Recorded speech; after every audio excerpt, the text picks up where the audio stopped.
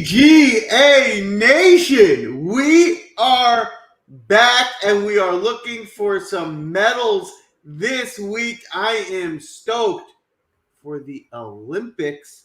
If you didn't know, they are playing the tournament at Le Golf. So to make sure you knew where they're playing, you know it's for golf, right? Very clear. But it is going to be an exciting tournament. And it's a course that's going to be fun to watch. And I'll be honest with you guys, I find a lot of these Olympic events boring. But I think the golf is going to be a fun weekend. It's going to be a fun course to look at. I'm excited for this week. And we certainly have our work cut out for us as it's a smaller field. So in a 4-man draft. It's going to be a little bit of a challenge, but to nobody's surprise, I won the draft last week, so I picked the draft order. And of course, audience, because I love you guys so much, right? And since I win a lot and you guys not so much, I give you guys the first pick. You guys get to go first tonight.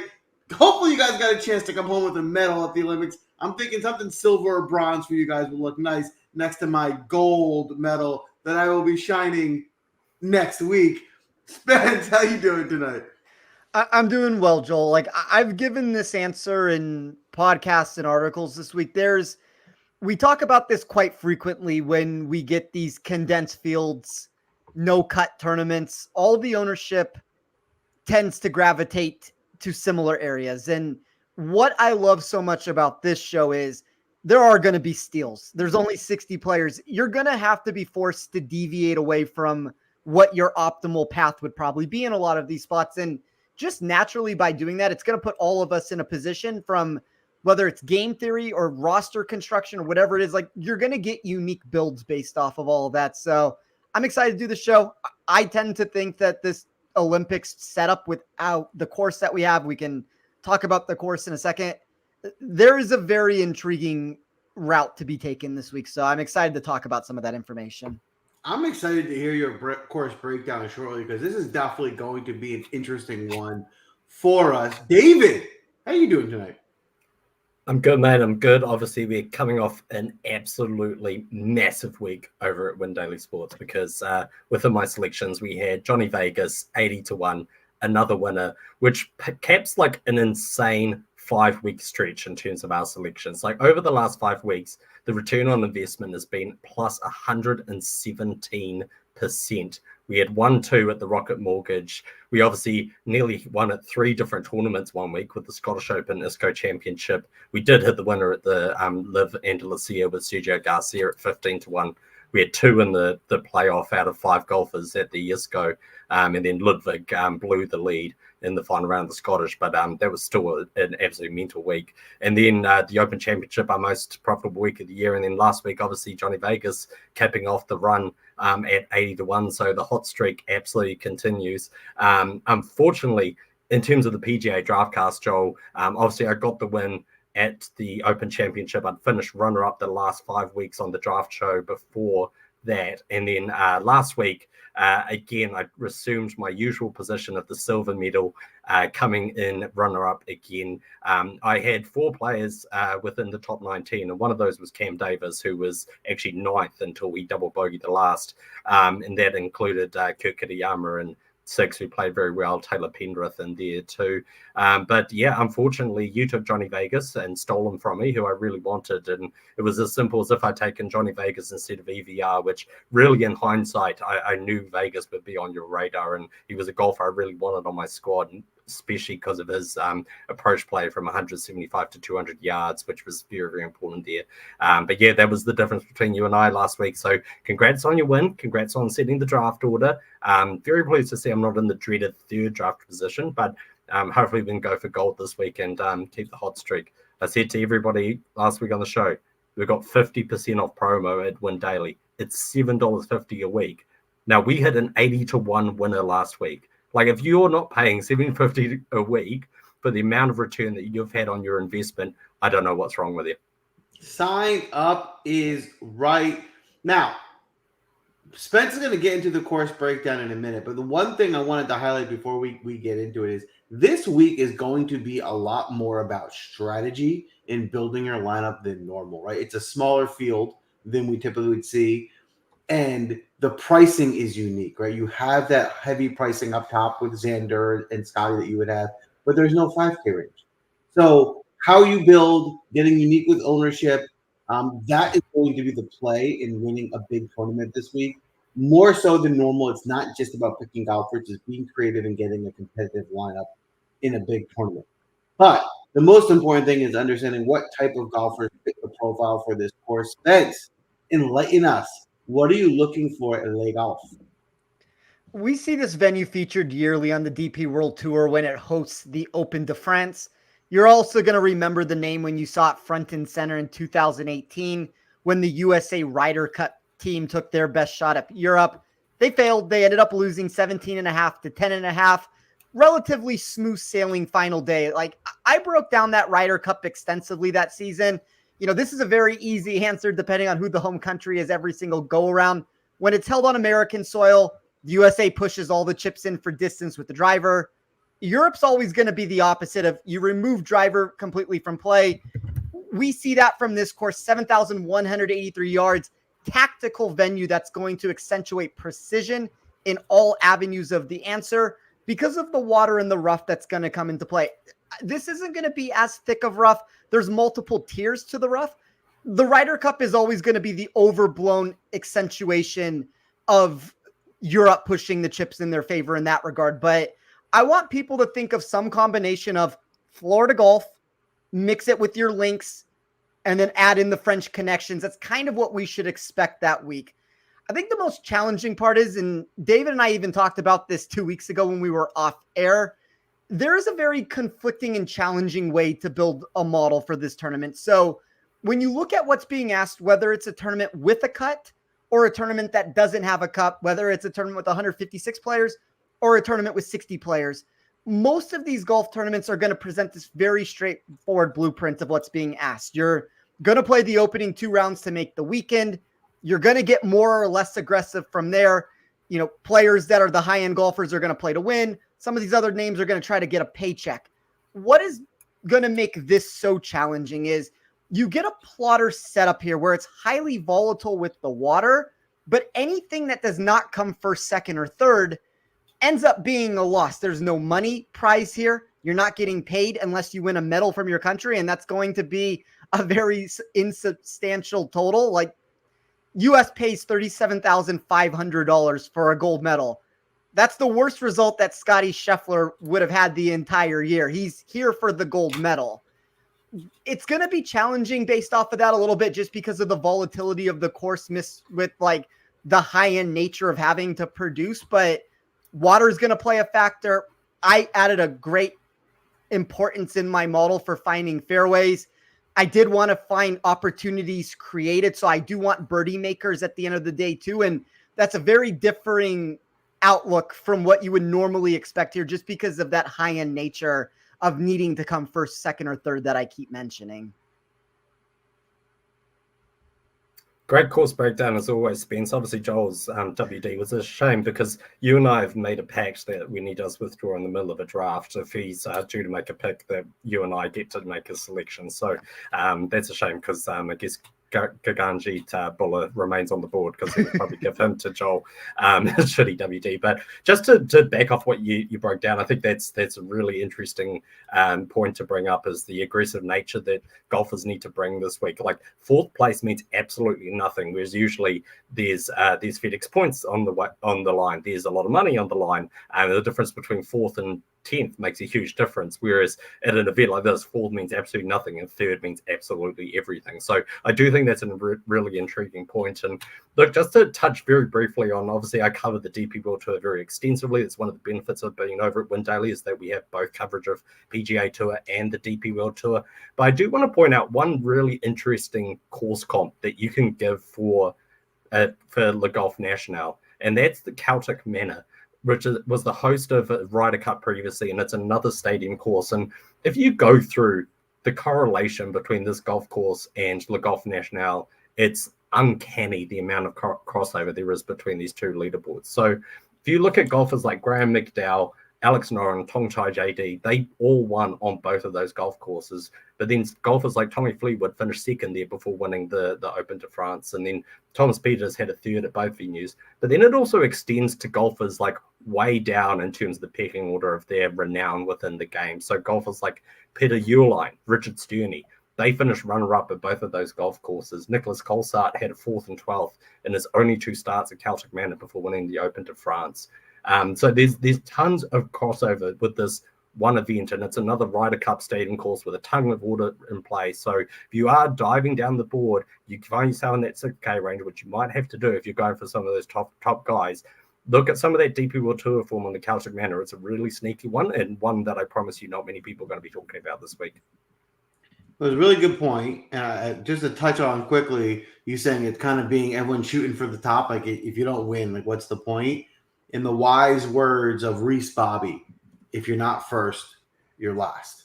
So that is what we're shooting for here. We're aiming for the top, and we do have a draft. Same rules apply for the draft. We're looking for winners. Draft order audience, I gifted you the first pick. You guys deserve it. You carry the show. Start getting those nominations in. You get to go first, followed by David Spencer. I will be going last. As a quick reminder, if you want to follow along with the show and draft with us, get on YouTube. You can get in the chat. You can nominate players, double them, make the picks with the rest of the audience. This works like your typical fantasy football draft, snake style. We will go 1 through 4, then 4 through 1 until we have a team. The one big caveat is you do need to make sure you stay within a DraftKings salary. So you cannot just take all the best players. You have to make sure you can afford each pick as you go. It looks like 4 of the best players of the world were already nominated. So audience, you're heading in the right direction, but you do need to get one double to lock that first pick in. While we wait for that final double to make sure the audience gets their first pick, I'll start with you, David. Is there any one of these nominations that you were hoping would fall to you at the second pick? Yep, one of the 4 is exactly who I would like to take with the first pick. So just wait for the audience to double down on one, but otherwise we can start nominating players for the team audience at this point, I think. So maybe Ventura might be their first selection if they don't double down on someone shortly. Well, there it is. I believe it's Morikawa. With Silent Assassin and yep, we're gonna go with Morikawa here with the first pick. I think it's a really good pick. If you have a strategy in mind, especially one that wants to be more balanced, which Silent Assassin called out, I think Morikawa makes a lot of sense. He has plenty of upside in this tournament. I think this course makes a lot of sense for him. And you save a lot of money to Scotty Scheffler and Xander by starting with Colin. I'd love to get your take, Spence. Are you interested in Morikawa this week? I don't necessarily think you can go very wrong with any of the $10,000 plus options. Morikawa is the number 1 player in my model for weighted total driving. That includes 2 specific marks that I ran for 1 overall driving accuracy, and the other one was number 1 in fairways gained when you had penalizing misses. So whether that's thicker rough or water that comes into play, I think any of the names that were up there were certainly in play. I told you guys before we started, when you gave the audience the number 1 pick, I thought it was either going to be Morikawa or the other name, which I guess I guess we all probably know it's Scheffler, so I'll just say it at this point. But I'm not surprised that the audience went in that route. I think Morikawa is very safe, what you're going to get there. There you have it. I love it. David, you're up with the second pick. Would love your take on Morikawa, and then who are you going to take with your first pick? Yeah, so of the 4 names, the name that I wanted out of all of them was Collin Morikawa. So well done to the audience of what will be the first of, I am sure, many steals on this PGA Draft Cast. And look, just to, I guess, talk about the fact that it's a 60-man field. I mean, we still run a 4-man draft when it's a signature event and you have 68, 69 players. So we're not too much different to that. It just means there are going to be a lot of steals in this case. And Morikawa is a direct steal. Look, the guy since April has not finished worse than 16th in any tournament he's played, and that's included a 3rd at the Masters, 4th at the PGA Championship, 14th at the US Open, 16th at the Open in Scotland as well, in some pretty windy conditions. And I know Collin Morikawa takes a lot of criticism for his ability to play in the wind. But if we're looking at a golf course where driving accuracy is really important and elite ball striking is key, the first name that is going to jump to a lot of people's minds is Colin Morikawa. Obviously, as Spence mentioned, he leads the field in driving accuracy. He's within the top 5 as well for approach. He's in the top 5 for strokes gained total of the last 3 months as well. So he is playing exceptional golf. And I think this is a course that fits really, really nicely with his game. 13th as well at the Players. And I think TPC Sawgrass, even just visually, look at the wooden bulkheads on a lot of the water on these holes. It looks very, very similar. And it does demand the same kind of questions. So straight steal from the audience. Very pleased that they've got him. I hope that they have a great week with Colin Morikawa. I can't take him, so I'm instead going to go to my next favorite player on the board, someone who I think is really good value, which is Tom Kim. We're talking about golfers who can be absolutely aggressive on approach, who can really go out and finish towards the top of the leaderboard. Few names spark greater intrigue than Tom Kim in that regard, but there's a couple of reasons why I particularly like this course for him. One, again, is the elite approach play and driving accuracy, which comes into play at Le Golf National. But the other factor is that South Koreans, when they reach the age of 19, before they're 30, they need to go and do military service. And there are a few ways that you can get exceptions, and that's with significant cultural expectations, basically. And Tom Kim has a chance this week, basically, to avoid having to go and serve 2 years in the military. We've seen that have really negative effect on certain golfers' games. Golfers like Sung Yul No, for example, who a winner on the PGA Tour, he had to go and spend 2 years in the military, and he never really regained his game after that. Whereas Sung Jae Im and Siwoo Kim, they went and won a gold at the Asian Games. They managed to get an exemption from military service. Now, this means so much to Tom Kim that last year he took a break from the PGA Tour to fly over in 2023 to play the Open de France, to get a look at this golf course. He was the first round leader there. He finished 6th. He's spoken openly about how important it is for him to achieve an exemption from his military service. So I have no doubt that this is an extremely important week for Tom Kim. He is going to be shooting for a medal of some color, and I'm very, very happy to take him at 9,200. Boom. Tom Kim off the board early, playing great. Spence, would love your take on Tom Kim this week, and then you're up with your first pick.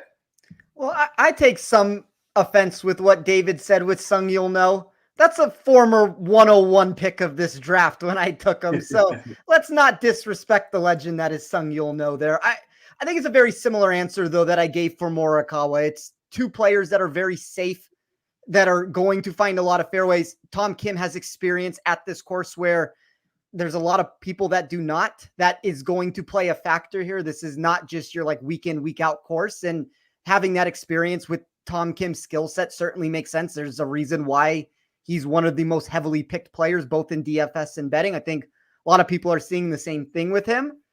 I am going to go with a name that has caught a lot of traction, which I don't think you envisioned this route, Joel, when we started. Maybe I'm wrong here where Scotty was going to fall to you in the 4th spot. I'll let you make the decision, but there was a name for me in particular that when I built my model this week, Xander, Scotty, 1-2. I was trying to figure out if there was a third name that I could figure out to put them into that range there. And it took a little maneuvering and fiddling with my model to get into this area. But when Jon Rahm moved to LIV, the results have gone south. There's really no other way around it up until recent. Wrong end of the wave at the Open Championship, comes inside the top 10, wins at LIV, finally gets the monkey off his back there.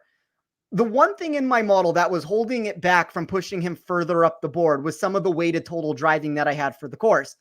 Jon Rahm at his very best is one of the best drivers in the world. When I used his high-end marks that I had for him, he was every bit in that range with Xander in expectation and win equity there. So I thought from an outright number, Rahm is closer to Xander than the market perceived him to be. And while in DFS, it is pushing us in a direction now where Rahm has caught a lot more traction because of that victory that he had on LIV last week. Like if you look at TPC Sawgrass as one of the comp courses that we want to use here, 2019, Jon Rahm was front running that tournament before he imploded down the back end there to give Rory McIlroy the victory.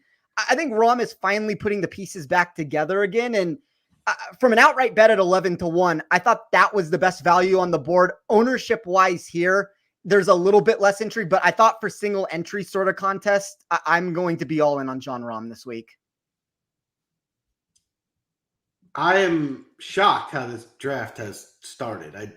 There was no scenario that I envisioned that it would get to me and both Scotty Scheffler and Xander Schauffele would still be on the board for me to take.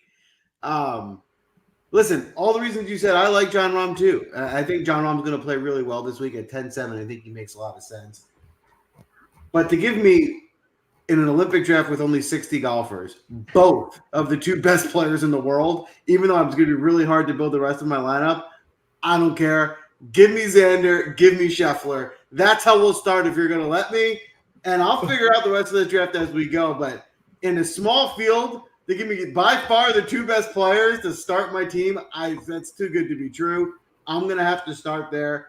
I was trying to be balanced at the start of this draft, but this is the way the pieces fell. So I'm pivoting, and I'm going with this strategy.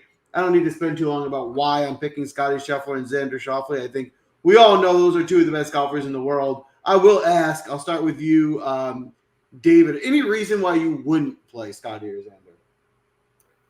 No, not really. I was actually going to, when I saw that both of them on the board, if you didn't do this, I was going to bait you into taking both of them because I'm really interested now to see how you build out the rest of this lineup. And I think it's really, actually, it's a good exercise for those watching to see how can you feasibly build a lineup with Scheffler and Schauffele within it. I mean, obviously, it's going to come to a situation where you're going to want to have both of them finish like top 6, top 5 in order to justify the selections you've just made. Of course, they have the upside to go and do that. So I'm really interested to see now where you go with the rest of this build and some of the names that you're going to have to pull out further down the draft. It's going to be a lot of fun.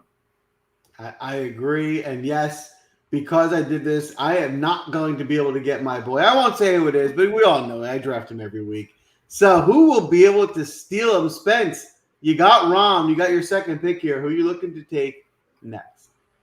I'm going to ignore ownership here. I'm sure I could have gotten him later in the draft, and I'm certainly aware of that. But I'm going to get the two players that, for me, were where the value pocket ended up landing in the outright market. And I think just naturally here for DFS, this particular player that I'm about to take is probably going to be the lowest owned player in the $9,000 and up section. I'm going to take Viktor Hovland at 9,700. We can all talk about his struggles this season around the green. I think the one difference that comes into play is you get thick, rough, and water, and a lot of that gets mitigated from his inability to scramble from around the surface. He was 6th in my model when faced with similar total driving courses, 2nd for weighted strokes gained total, which is just going to be a glorified highlight of his fit for Le Golf National. And then he was 4th on similar putting surfaces.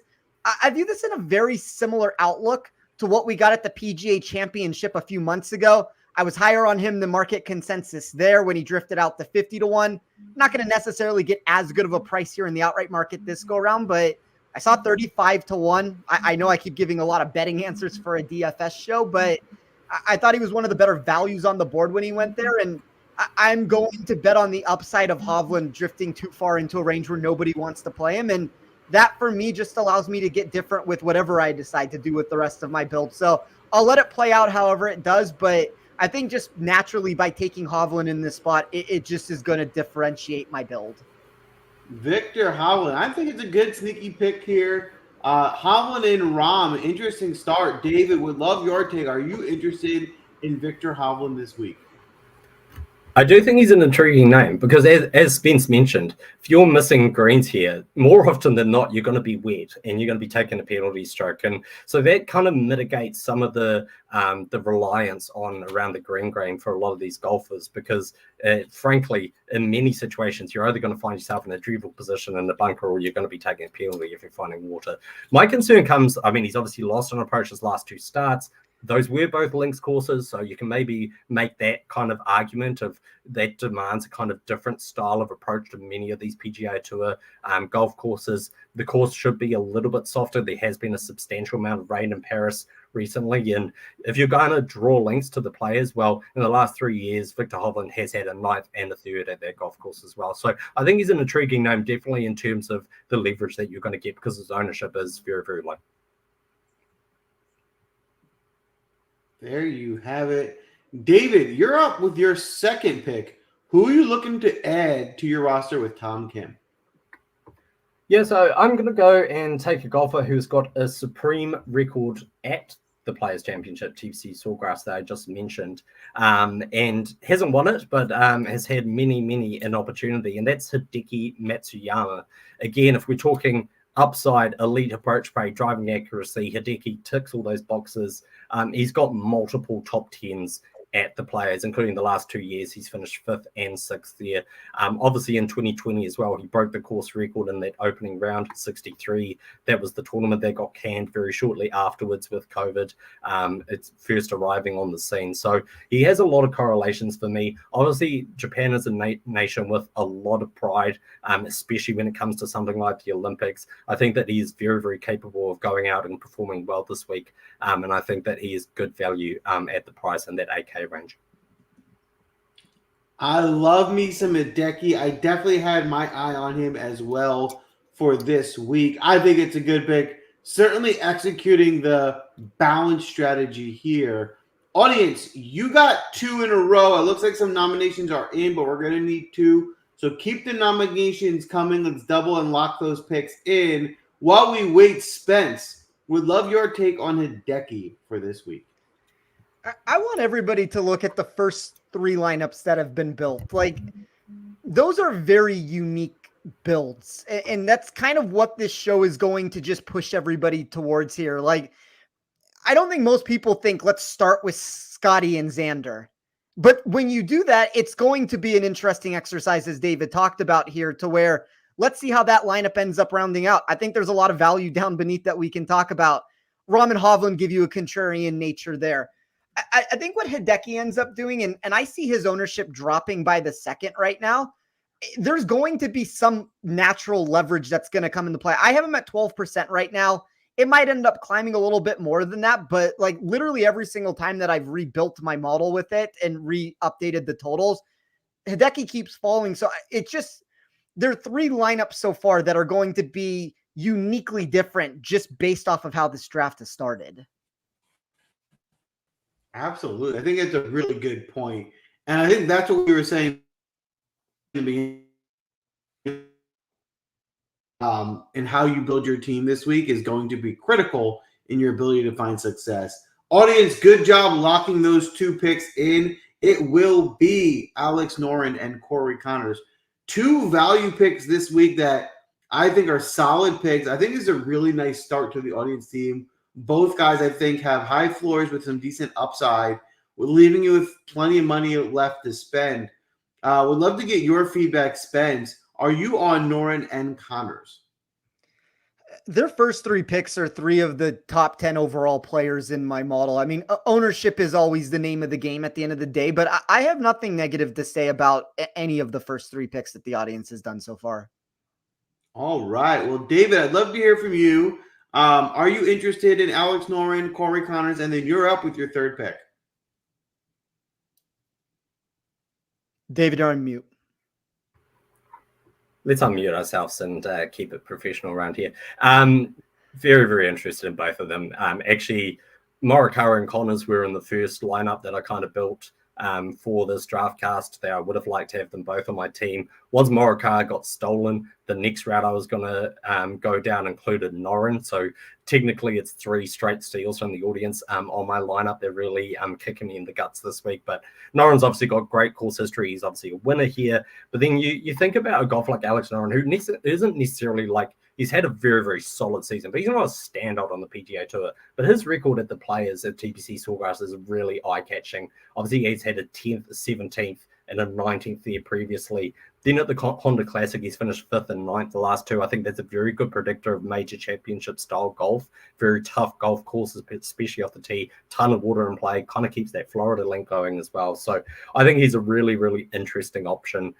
He's been found by a lot of people as well. So look, I think he is going to be popular given what he's just come off in terms of performance at the Scottish Open and the Open and finishing 10th or 13th. But I think he's a very viable, safe option. I think he does have upside on this golf course. So well done, audience. 3 steals in a row. Boom, audience. Nicely done. All right, David, you got Hideki, you got Tom Kim. Where are you looking to go from here? Yeah, I'm kind of in a pickle now, Joel, because I'm looking at it and going, you've got 6,500 or so left, and I'm wondering now, like, if I don't take a value player, like, where do I kind of go from here? Like, I might have to take a value player just in case you steal them, because he's one name down there that I particularly like more than the rest. I just don't know if it's a name that necessarily is going to like be on your radar, and so maybe I've given too much away at this point, and you might start trying to take the same guys. So, look, I'm just going to do it. I'm going to take my value golfer down the bottom that I want, and that is Sami Välimäki, who you can grab at 6,600. Look, I mentioned in the beginning that the Celtic Manor Resort in Wales, former host of the Ryder Cup, another stadium course, has extremely strong links to Le Golf National. Sami Välimäki has played there twice. He finished 6th and 2nd. So he's got extremely, extremely good form at that golf course. You look at a golf course like Valderrama as well. He's finished 10th and 25th. Again, a different kind of course in terms of the questions it asks, but it's, again, very narrow, a little bit quirky, very tough. Asks similar questions just in a different way to what Le Golf National demands. And then in one attempt at this golf course, he finished 20th as well. So he hasn't necessarily been in the best form. He did have a 12th recently at the John Deere Classic, but he's a kind of golfer who's very accurate off the tee, can stripe his irons, and given the correlated links to Celtic Manor, I think he's a sneaky pick down in the 6,600 range of a DP World Tour golfer that not many people are going to be looking at this week. So in my dry run of guys I was going to take to fill out this roster, he was on it. So now I got to find another one. You got the steal. Yes. Nicely done. Nicely done. Spence, I'd love to hear from you. Was Sami Välimäki on your radar for this week? Yeah, I think he's a very intriguing pick down in that section. He has positive trajectory for upside in my model. He's a value at 6,600. Would have been a great pick for your lineup, Joel, like above anything else. Like that's kind of the perfect name where there's not a ton of ownership around him, but there's a lot of upside to consider there. And that's probably the perfect build to put next to Scotty and Xander. I wasn't planning to do this with my pick. I don't even know if you would want this player. I'm looking at ownership percentages right now, and I'm going to try to make this more complicated on you to actually try to figure out how to make a build here. So there is a golfer that is so popular right now. He's going to be 18 to 25% probably. My model really liked him. I'll see what this ends up looking like when I include him. I do worry about the ownership, but I'll take Shubhankar Sharma. There are very similar viewpoints in my model for what I had for Victor Hovland. So Sharma graded 3rd in my model when you looked at similar fairways, when you compared the data to the field, inside of the top 20 for weighted GIR percentage. And then the profile that I'm talking about is one of the most significant weaknesses from within my math ends up getting marginally concealed here because one, you have larger greens where you're going to hit a higher percentage of GIR percentage to begin with. But two, errant shots end up going into the water. And I do think long iron play is going to come into effect here. He was inside of the top 10 in my model and expected proximity from above 200 yards. I bet him at 400 to 1 when that was like 3 weeks ago before the Open Championship. And then that Open Championship result now has everybody on him at this moment because we've seen form. But if for no other reason, Joel, it'll make a better show with him being on my team than your team, I feel like, just because it makes a more complicated build for you, which for the audience makes a more enticing show. Yeah, I mean, listen, you guys are having a great strategic draft. You're really putting me in a tough place. I was obviously going to take him in my next pick too. So, yes, you're making this hard on me. I think it's also going to show that there are some guys in this kind of low value range that people are going to be targeting. As Spence mentioned, Sharma might carry some ownership, but he clearly has some upside. The one thing I'll say, I think, David, you started to go down this a little bit earlier. The saving grace a little bit to my approach of taking Scheffler and Schauffele is that with 60 guys and no cut, all the guys I end up getting are going to get 4 rounds, right? So if I can find guys that can get birdies, then if you have a guy who's going to blow up and go 7 over, it won't be as bad because they'll still be able to play all 4 rounds. And one good day and getting those points in that one good day will help. So if it was a cut event, right, doing their strategy would probably be catastrophic because I'd probably have 2 players make the cut and it wouldn't help. But knowing I'll get all 4 days, I think I can save some value here. However, I was planning on going with Almaki and Charmer, so I'm doing a bunch of pivoting. But I think I have a plan that I can work with. All right, I'm gonna butcher these names because these aren't guys I'm drafting every week. But I'm gonna start with Matteo Manacero at 7K. It's a little much, but I can afford him. He's played pretty well, even in just recently playing in the month of July on the Scottish Open and the Open Championship. He gave you a T31, T15. But on the World Tour, he's also been really good. He's giving you 2 top 10s in June. He's just playing good golf. And I think this is a guy at 7K who has plenty of upside in this field. If you look at, his ability to find fairways, that's an issue. And this is, of course, where you're going to want to be accurate. So that's the risk I'm taking here. But I think if he can keep the ball in play, again, he has 4 rounds, even one mess up, he can survive. I think that the upside is what I'm betting on. And I'm going to pair him with one of my favorite value plays who I was planning to take from the beginning here, and that's CT Pan. CT Pan, I think, will be a good course fit. He's very affordable. He knows how to find fairways. He's got a pretty good all-around game to be justified. And when you are diving down to 6,500 to find these guys, I think CT Pan brings a lot of upside. I mean, it was just a couple weeks ago at the John Deere, he got second place. So CT Pan can bring it. He's volatile, but again, he's guaranteed 4 days. So I'll go to you here, Spencer. Are you interested at all in Pan or Manacero? I thought the most interesting thing about the Manacero pick is when you take him at $7,000, you still had a reasonable budget after going Scotty and Xander, just from testing the theories of what happens there. I think there's a reason why everybody's on CT Pan this week. He graded well in my model. We know about his Olympic success that he's had in the last Olympics with it. I think Manacero's fine. I don't have an issue with either one, Joel. All right. And David, I'd love to hear from you as well. I know you have the most experience with these World Tour players, so specifically on Manacero, are you interested? Yeah, I do think Manacero is a really intriguing play. I mean, just to touch on what you said about driving accuracy, yeah, there can be a flaw in his game, but he's gained on the field for driving accuracy in his last 5 tournaments. That's including at the Open when he finished 31st and at the Scottish Open in 15th. And bear in mind, the PGA Tour players came across with both of those events, right? So it was a higher caliber field than he is usually playing in, which I think is really positive. And at Le Golf National, he has had some good history here. He's had multiple finishes, top 30 or better, for actually in his first 4 starts here. So I do think it's a course that fits, and he's playing far better golf than he has been for many, many years. So I think he's a really intriguing name. I think he's playing some very good golf, and I agree with the CT Pan call. It's great value, but most of all, I just love the fact that that Spence and I managed to steal your next 2 selections, and watch you squirm has been really quite enjoyable. So yeah, hopefully that continues for the rest of the draft. And I just love that the thing you said about Manacero was he's pretty pricey at 7K, which nobody else is saying, unless you're taking Scheffler and Schauffele with your first 2 picks. Well, if you're enjoying watching me squirm, if you guys continue to be strategic and get value away from me, my next round will be a real squirm, because I don't even know if I'll be able to make 2 picks. But we shall see. Spence, you are up with your 4th pick, 7,700 per pick left. Where are you going from here?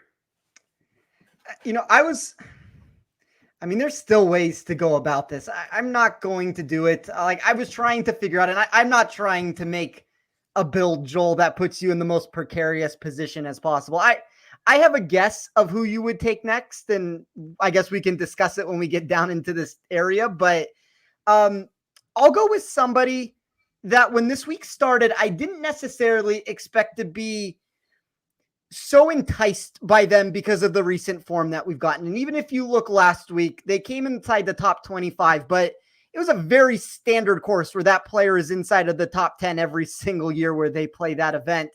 I faded him. I was trying to find ways to take him on, but it's some of these water-bound Florida style courses that I find myself wanting to play this golfer at. So we have lacked the upside, and I understand that, and it's back-to-back weeks losing with the approach game, but I'm going to take Emiliano Grillo and bet on some of the numbers inside of my model that do believe him to be a top 25 sort of play. and just hope that we get a little bit more upside specifically at this venue, and hope that what we got last week, while he did lose with the iron play, kind of ends up turning around for a higher end finish if he can put the pieces together, because there were enough data points from within my model, even with the iron play, while it's not going to necessarily be over the top with what you want with it. Like, he was inside of the top 35 in most ways, which is just a better output than we normally get from him recently. Boom. I'll be honest, you broke up when you made your pick, so I didn't hear who it was. Who did you take? Emiliano Grillo. Grillo, 6,800, great value. I like that pick. I couldn't afford necessarily him in addition to what I did there, but he was certainly someone I was looking at. David, would love to get your feedback. Were you interested in Grillo this week? I love it so much. I just love all of it so much. Look, I think Grillo is a really intriguing name. I agree that the recent form hasn't been all that great, although let's put out there that he's finished, he's made the cut in 6 of his last 7 starts, so he is putting a bit of a string together, including a 24th at 3M Open last week. And I do always think that Grillo plays better on these tougher courses where he doesn't have to go out and shoot like minus 24 to win. This kind of tougher test where I don't think it's going to be as difficult as some editions here, which have won at like minus 10, minus 12. I think it's probably going to be around that minus 15, minus 16 this time, just with how they've set the course up. But I think he prefers these kind of tests. And bear in mind with Grillo as well, he is a former DP World Tour player. So he has had experience on this golf course compared to a lot of these PGA Tour players who've never seen it before. So he's got a 23rd on his first start here. And then at that course, Celtic Manor, which I said has extremely strong form links. He's played it 3 times. He finished 35th, 18th, 29th. So 3 starts, never worse than 35th. He's got links with the players. He's finished 11th. Honda Classic, he's finished 8th before. So I think there's a lot going for him, and well worth a roll of the dice at the price that you're getting. Boom. I love it. David, you're up next. You stole Valimaki from me last pick. Are you going to get another steal here?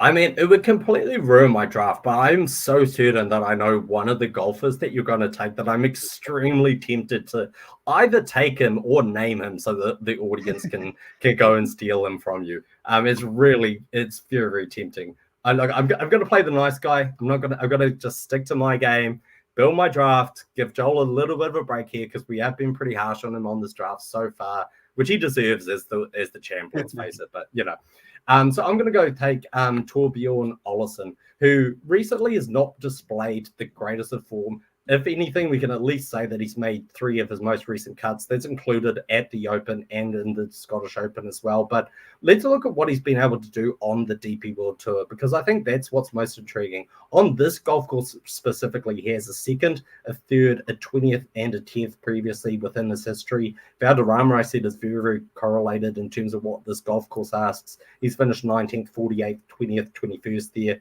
Celtic Manor, as I mentioned, very strong form links here. He's finished 18th there previously as well. And I do think it's a golf course that really suits him. His course history obviously suggests so. Very accurate off the tee, really good with his approach play. And I think that he has got the upside at 7,200 to go and give you a very good week. I also like his ownership that looks pretty compressed compared to some of the other names around him. Guys like Christian Bezuidenhout, for example, Victor Perez are going to attract a lot of attention. Bezuidenhout's out having a great year. Victor Perez being French is obviously going to get a lot of attention with the Olympic Games being played in Paris this year. I love it. I love it. I believe we drafted him on the show in one of the recent tournaments as well. I know you like him, so the value is certainly there in this field. Audience, you got 2 more here. Looks like some nominations are coming in. We're going to need 2 to lock in, but we'd love to get your take, Spence, on Olesen. Well, somebody in the audience did name the name that I thought you were going to take, Joel. But look, I mean, I'm not going to necessarily be on Olesen this week. Ownership-wise, though, and the leverage that gets created, he's one of the names down there that is sub 10% for me. And anytime that you can find a way to create leverage with a build on a golfer, that is not so negative value for me at the end of the day with it, that I'm not going to play him, as I said, but we're in a spot now where ownership is condensing in all the same areas. I really like Victor Perez. Like, I like Pavon. I like these French golfers that don't necessarily have the success that we have seen at this venue, but this is a home game for them. There's going to be a lot of push. I think the problem that has come into play, though, is that narrative has gotten overblown to the portion where their ownership, specifically with Perez, is double of what we're getting from a guy like Olesen. He's not double more likely to beat Olesen, and that's kind of where some of these ownership problems are coming into play. I get it. Makes perfect sense. Audience, great job getting the picks into value plays off the board.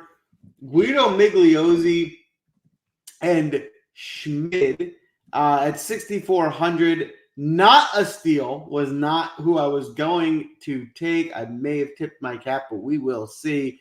However, those are two solid value picks. David, would love your take. Will Guido or Schmid be on your radar? I mean, obviously, Ed has a very, very strong relationship with Guido Migliozzi. We hear about that all the time in the Win Daily Sports Discord, make a lot of fun of that. So I was not surprised to see that seconded very, very quickly. Obviously, he's a past champion on this golf course. He's got a ton of upside. He's always been a golfer who's promised a lot more than he's perhaps delivered across his career. But he's also a recent winner at the KLM Open earlier this year. He's had a 6 at Valderrama, which I mentioned as well, is very correlated. He links those two courses quite nicely. Matty Schmidt looks to be playing some better golf as well. I do hold some concerns about his driving accuracy, although he has gained for driving accuracy his last 2 starts, and he's finished 9th previously at the Celtic Manor, which I think is promising. Also, surprisingly, a lot of people won't pick up. He finished 26th at the Players for this year at TPC Sawgrass, which I do think is a good correlation. But the real question now, Joel, is do I take Fabrizio Zanotti or does Spencer? Well, here's the issue. If you do that, you're in a really bad place because there's nowhere else to go.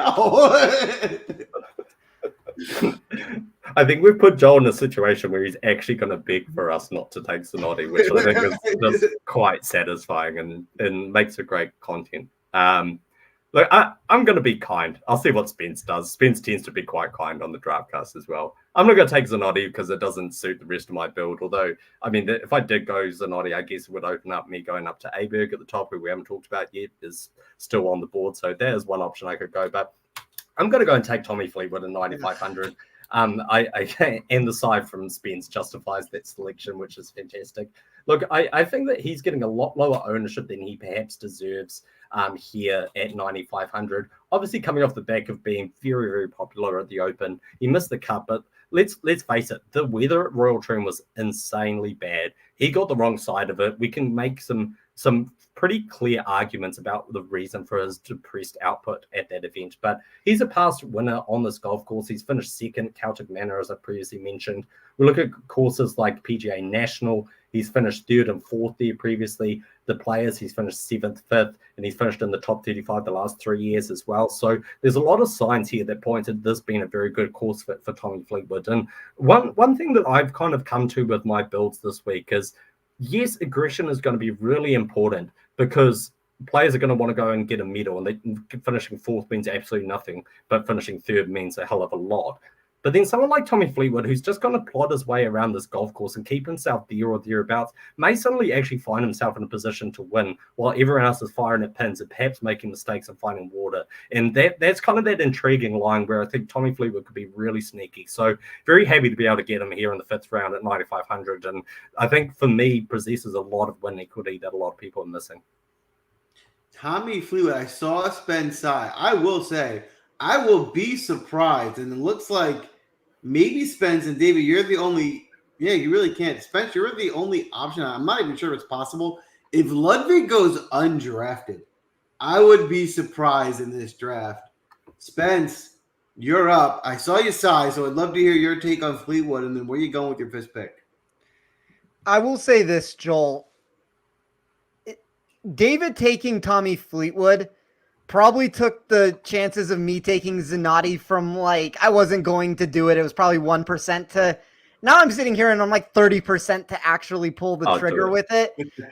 I still don't think I'm going to go that direction because there's a name that I really like that I'm fine going towards and just changing the build from what my projection was going to be. I agree with everything that David has said. There is a specific safety in Fleetwood's game, but also maybe a hidden upside that is not being taken into account. I really wanted to end my build Tommy Fleetwood and Nick Taylor. That's kind of the route I was going to go, is shoot for the upside with the boomer bust nature with Taylor and take a little bit of that safety that might have hidden win equity that comes into play with Tommy Fleetwood. The reason why I'm not taking Zanotti for everybody asking here is because there's not necessarily like what's going to end up happening is if I take Zanotti, I have $10,100 left.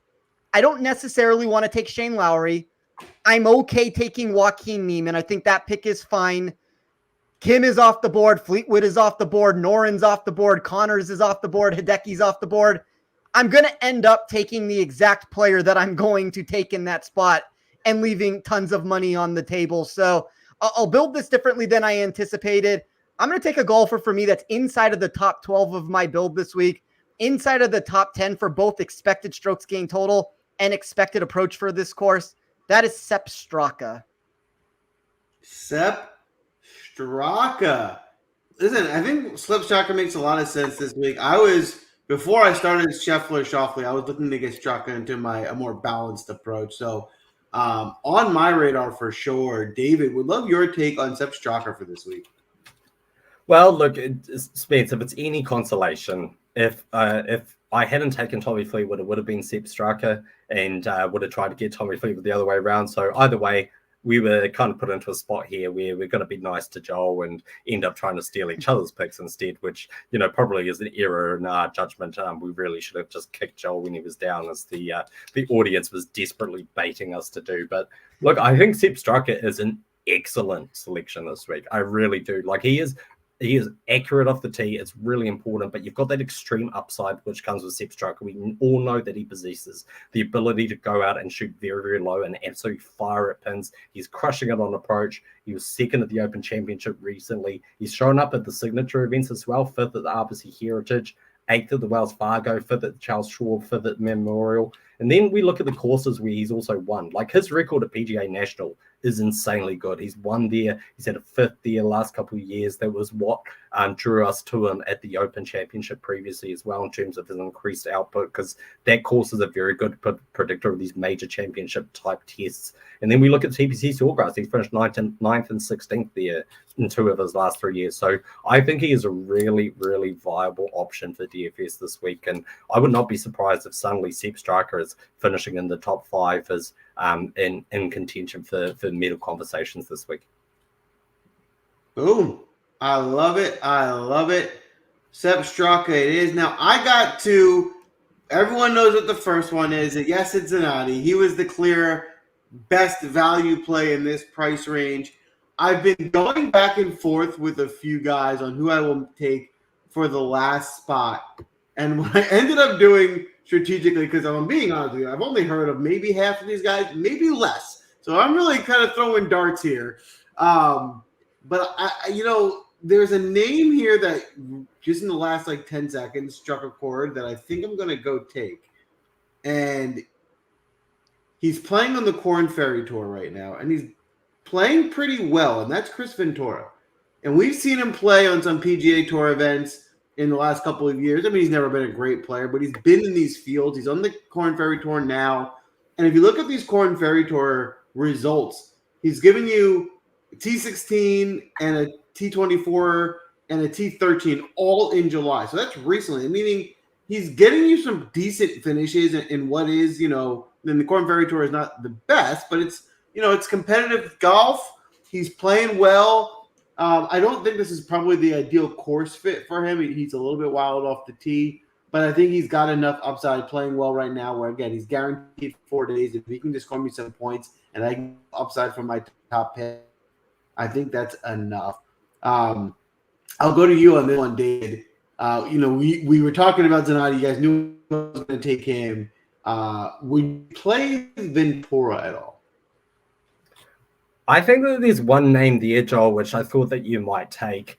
and that I think was an option for you there in the position that you've kind of left yourself. Zanotti's quite obvious. He's had a lot of experience in the Golf National. He's had multiple finishes in the top 55 or better, including a 9th and 20th there. He's had a 4th at Valderrama as well. And I think he was quite obviously going to be your selection, which is why we're kind of baiting you with that one. But I think the other name that you could have looked at there was Gavin Green.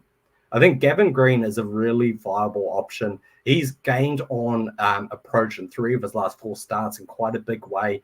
He's on 5 consecutive made cuts, including a 25th at the KLM Open. But it's some of the golf course correlations that really intrigues me. As I mentioned, Celtic Manor, really strong correlation to the Golf National. He's played it twice. He finished at 11th and 8th. And then at Valderrama, he's got an 8th and 20th as well. He's played this golf course several times on the DP World Tour as well. So it's the kind of test that I think Gavin Green can potentially take advantage of. He's very long off the tee, not necessarily the most accurate, but sometimes one of those golfers who, when he clubs down a little bit, can find a bit of success. And probably would have been the route I would have gone over Ace Ventura. Well, I was going to add to that, David. I 100% agree with you.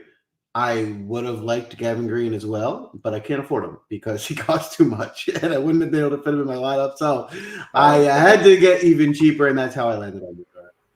It's a sad day. It's a sad day when you can't afford a golfer at $6,300. When you can't afford Gavin Green, you know you're struggling, but I still feel good about this team, and you are absolutely right, Silent Assassin. I am trying to talk myself into Ventura as best I can. But the rest of the team I do feel pretty good about. Watch Ventura go out and have a great result now after we said all that. Spence, you got one left, $7,800 to spend. Where you heading? For the most part, down in this range, like in the $7,000 section in general, there's a handful of guys that I like, and it just so happens to be where the general public is landing also with Bezadenhout and Victor Perez. I'm going to eat the ownership here with Perez with everything that I've talked about. Like, I know the course history leaves a lot to be desired with 2 missed cuts. He does have 2 top 30 finishes, but it goes back to the sentiment that I talked about at the beginning where players like Perez and Pavon, we've already seen it in other sports where there's this home country built in. Everybody wants to perform in front of their country. I cannot imagine a world where even if Perez plays poorly, where he's just going to completely check out of this event. I thought he was a good matchup target for that reason. I think Pavon's also a good matchup target if you want to go down that route, but I'll eat the ownership with Perez here at nearly 20%. Maybe Bezadenhout could have made some sense to try to get marginally different, even though he's also going to be very popular. But when I found myself in the $7,000 range after not being able to close at Fleetwood and Nick Taylor, I kind of would rather go that. I'm out on Carlos Ortiz. I'm okay with Abraham Answer, but ownership is kind of pushing up too. So I'll just take the player that my model liked the most. Boom. Lock it in. I think that makes a lot of sense. I think Victor Perez is a good value in this draft. We'll love to get your take, David. Are you interested at all in Victor Perez this week? I think of the 2 French players, Victor Perez is the one that makes the most sense, mainly given, as Spence mentioned, the links to some of his performances on those Florida courses, particularly, which, do possess some good correlations, even just visually. I mean, Perez was 3 under at that 2020 Players Championship that I mentioned that kind of wasn't where Matsuyama broke the course record or equaled the course record. And then he finished 9th there in 2021. That's his only 2 starts at TPC Sawgrass. And you just go look at some photos of both those golf courses. They both look very, very similar.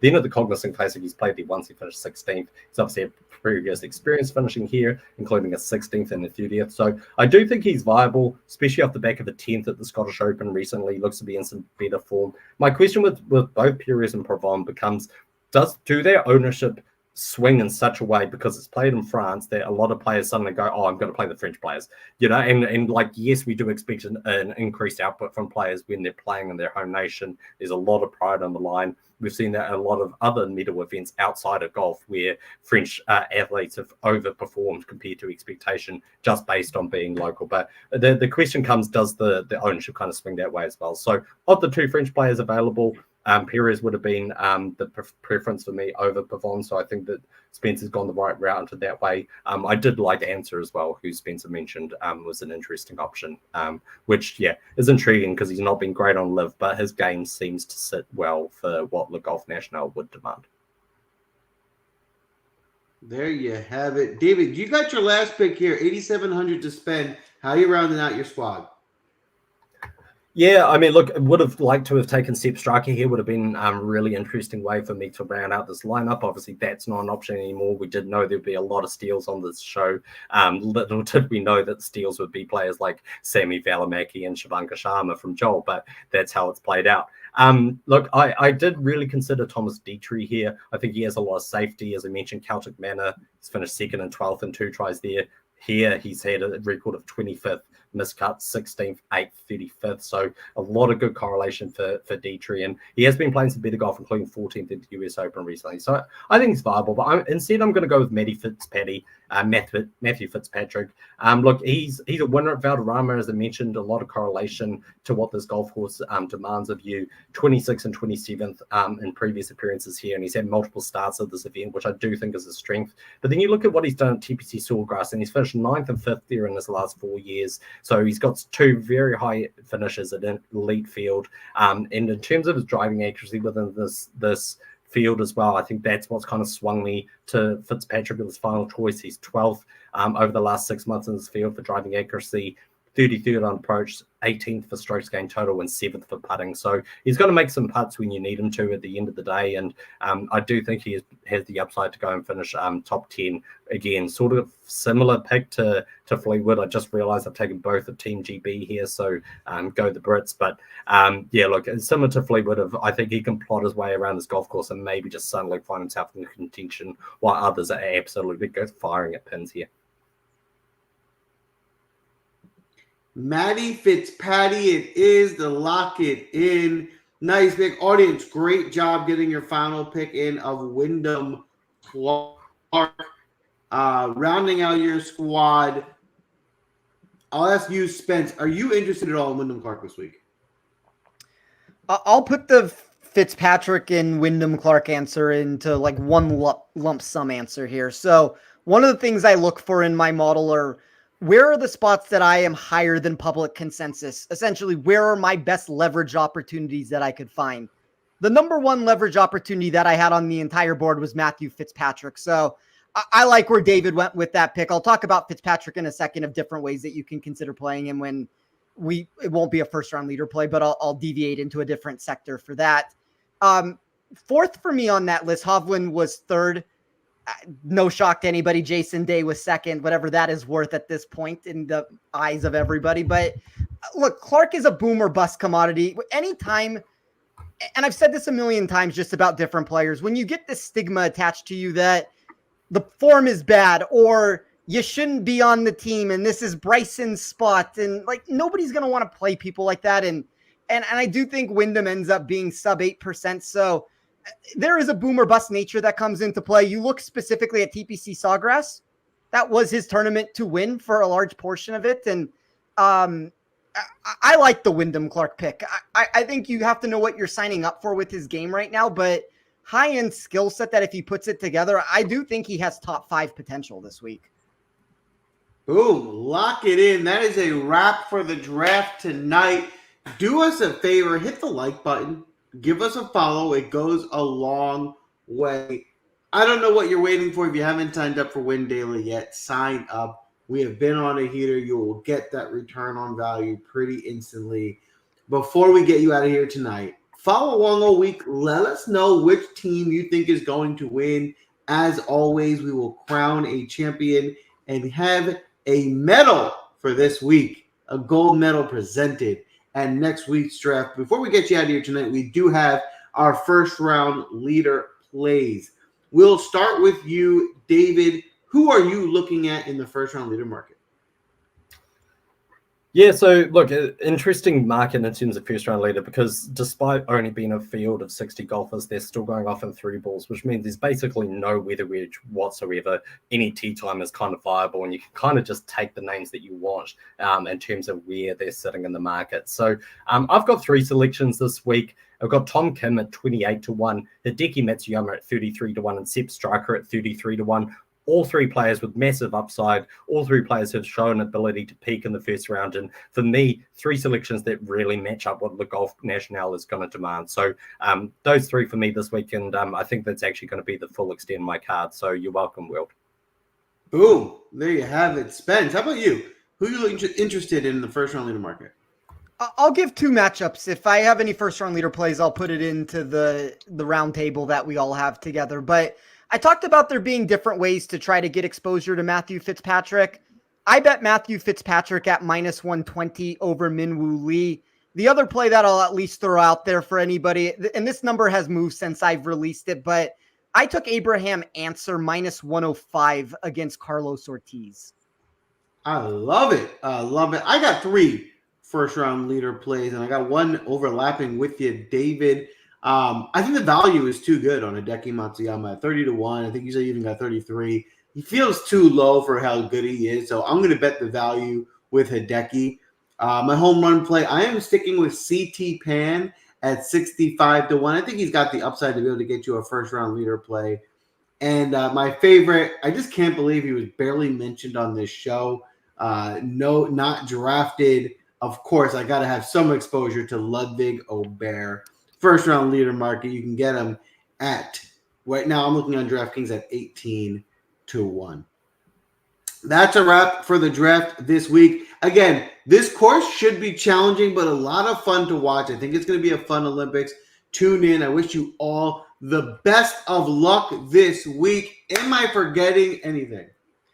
One question that I would ask you two before we get out of here. We used to do this. I'll just throw it back into the end segment here. Most surprising player to you two that didn't get drafted? I just said it. Ludwig. Okay. David? Probably Rory McIlroy. I mean, look, Rory's taken a lot of criticism for what he's been doing, but we haven't even mentioned it at all on this show. And he's had a good year despite the record at the majors, which is what everyone's gonna think about. It was what those last two major results have been. But outside of those events, he's played very, very well, and I think he'll come out with a point to prove. He's shown his ability to bounce back at these kind of spots pretty regularly. So surprised he didn't get mentioned on the show, if not drafted. I think that's an interesting answer with Rory, and it kind of is showing the public sentiment there. The answer I will give, I guess I'll go with Joaquin Niemann. And the reason why I don't give Rory or Oberg, you have Scotty Morikawa, Xander Rahm. Like, those are always going to be probably the four most popular plays on the board. It's probably natural that one of Rory or Oberg wasn't going to get drafted. Maybe a little bit more shocking that both of them didn't get picked. Niemann, to me, though, seems to be creating a lot of buzz this weekend. Even like Rick Golf said in the chat, like I think most people tune into a show expecting Niemann to get drafted at this point, and I've seen the ownership just trickling up every single time that I update it. Well, I mean, look, in terms of Niemann, if we do want to have that conversation just quickly, is the on the line as well with the fact you can win a gold medal is you also get entry to all of the major championships, which is a huge carrot for Niemann. We've seen him be able to perform in those sort of situations before. He would have won the Australian Open the end of last year when he needed to get into the Open Championship at Royal Troon, and competed at events on the DP World Tour when he could, like the Dubai Desert Classic, in order to try and get in majors. So I do think there's an intriguing storyline there of he's got every motivation, kind of similar to the Tom Kim conversation of wanting to come out here, get a medal, and earn his way into those major championships. So he's not at open qualifying. He's just guaranteed entry into all four of them. I think that's an intriguing storyline. Boom. There you have it. All the information's there. Go out there and take down some money this week at the Olympics. You might make more than a lot of guys playing in the actual tournament themselves. Again, I wish you the best of luck. And, of course,